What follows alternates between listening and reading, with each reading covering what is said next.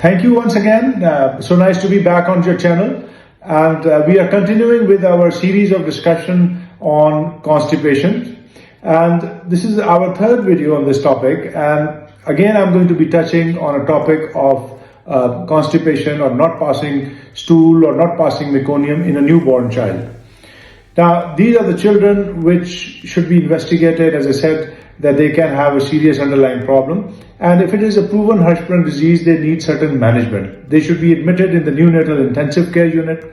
And we run a series of tests, which we call the contrast study, where a certain radio-opaque dye is inserted through the rectum and certain x-rays are taken, which help us in making a diagnosis.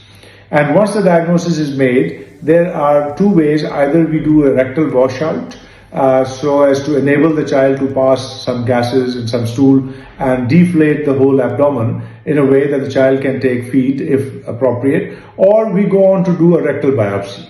We have the facilities of doing a newborn rectal biopsy, and we do a suction rectal biopsy these days, and with a frozen section histopathology, we get a diagnosis as a spot diagnosis, I would say, and this helps in our counseling to the parents and their understanding of the disease.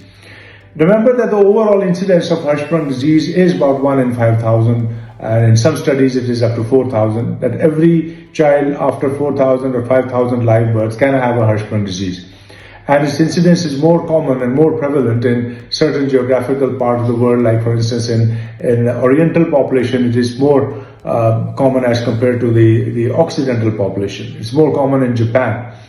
So there are certain screening tests also which are done, and one of the screening tests which is done is called the manometry, where the pressure studies are done, and these are also available these days. But as I said, that these are screening tests and they may not be highly reliable unless we have the appropriate instruments to see the pressure effects on the large intestine.